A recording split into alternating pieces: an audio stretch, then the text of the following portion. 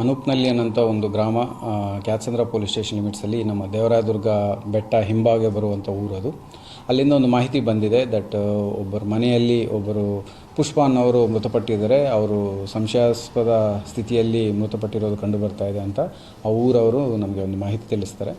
ಇಮಿಡಿಯೇಟಾಗಿ ಪೊಲೀಸರು ಸ್ಪಾಟ್ಗೆ ಹೋಗಿ ನೋಡಿದ ತಕ್ಷಣ ಅಲ್ಲಿ ಒಂದು 55 ವರ್ಷ ಲೇಡಿ ಬಾಡಿ ಇರುತ್ತೆ ಮನೆಯಲ್ಲಿ. ಅವರು ನ್ಯಾಚುರಲ್ ಡೆತ್ ಅಂತ ತೋರಿಸಿ ಮಣ್ಣು ಮಾಡೋಕ್ಕೆ ಹೊರಟಿರ್ತಾರೆ ಮನೆಯಲ್ಲಿರೋರು.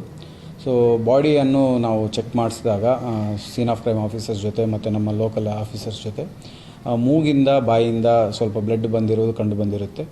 ಸೊ ಇಮಿಡಿಯೇಟಾಗಿ ನಾವು ಅಲ್ಲಿರುವ ಮನೆಯಲ್ಲಿ ಯಾರ್ಯಾರಿದ್ರು ಅನ್ನೋದು ವಿಚಾರಿಸಿ ಅವ್ರ ಮಗಳು ಮತ್ತು ಅವರು ಮಗಳು ಗಂಡ ಅಲಿಯಾ ಈ ಇಬ್ಬರನ್ನು ನಾವು ಸೆಕ್ಯೂರ್ ಮಾಡಿಕೊಂಡು ಪ್ರಶ್ನೆ ಮಾಡುವಾಗ ಅವರು ಹೇಳೋ ವಿಚಾರ ಏನಂದರೆ, ಮುಂದಿನ ದಿನ ರಾತ್ರಿ ಮಗಳು ಒಂದು ದಿಂಬು ಯೂಸ್ ಮಾಡಿ ಅವ್ರನ್ನು ಸಫೋಕೇಟ್ ಮಾಡಿ ಸಾಯಿಸಿರೋದು ಹೇಳ್ತಾರೆ. ಸೊ ಸದ್ಯಕ್ಕೆ ಅವರು ಕೊಟ್ಟಿರುವ ಈ ಮಾಹಿತಿ ಹಿನ್ನೆಲೆ ನಾವು ಮನೆಯಲ್ಲಿ ಅವರು ರಿಲೇಟಿವ್ ಒಬ್ಬರು ಇದ್ದರು, ಅಲ್ಲಿ ಅವರಿಂದ ಒಂದು ಕಂಪ್ಲೇಂಟ್ ತೊಗೊಂಡು FIR ಮಾಡಲಾಗ್ತಾ ಇದೆ. ಸೊ ಮುಂದಿನ ದಿನದಲ್ಲಿ ಅವ್ರನ್ನು ಕಸ್ಟಡಿಗೆ ತೊಗೊಂಡು ಕೋರ್ಟ್ಗೆ ಪ್ರೊಡ್ಯೂಸ್ ಮಾಡಿ ಮುಂದಿನ ದಿನಗಳಲ್ಲಿ ಇನ್ವೆಸ್ಟಿಗೇಷನ್ ಮಾಡಿ ಪತ್ತೆ ಮಾಡಲಾಗುತ್ತೆ ಏನು ಕಾರಣ, ಯಾಕೆ ಮಾಡಿದರು ಅಂತ. ಸದ್ಯಕ್ಕೆ ನಮಗೆ ಕಾರಣ ಖಚಿತವಾಗಿ ಗೊತ್ತು ಬರ್ತಾ ಇಲ್ಲ. ಯಾವುದೋ ಮನೆಯಲ್ಲಿ ನಡೆದಿರುವ ವಿಚಾರ, ಅದು ಆಸ್ತಿ ವಿಚಾರನಾ ಇಲ್ಲ ಅಂದರೆ ಬೇರೆ ಏನಾದರೂ ಹಿನ್ನೆಲೆ ಇದೆಯಾ ಇದು ಅನ್ನೋದು ನಾವು ಮುಂದಿನ ದಿನಗಳಲ್ಲಿ ಇನ್ವೆಸ್ಟಿಗೇಷನಲ್ಲಿ ಪತ್ತೆ ಮಾಡಿ ಮಾಡಲಾಗುತ್ತೆ.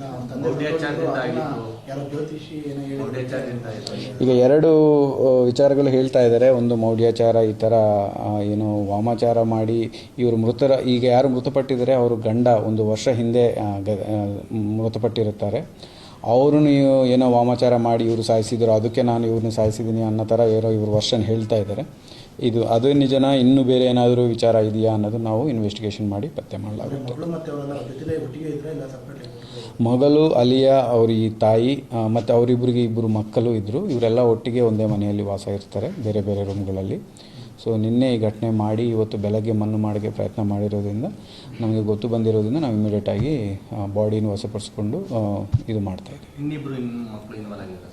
ಚಿಕ್ಕ ಮಕ್ಕಳು ಅವರು 3-4 ವರ್ಷ ಒಬ್ಬರಿಗೆ, 6 ವರ್ಷ ಒಬ್ಬರಿಗೆ, ಅವರಿಗೆ ಮಾಹಿತಿ ಇಲ್ಲ ಅಂತ ನಮಗೆ ಸದ್ಯಕ್ಕೆ ಬರ್ತಾ ಇರುವ ಮಾಹಿತಿ. ನಾವು ಇನ್ವೆಸ್ಟಿಗೇಷನಲ್ಲಿ ಮುಖ್ಯ ವಿಚಾರ ಪತ್ತೆ ಮಾಡ್ತೀವಿ.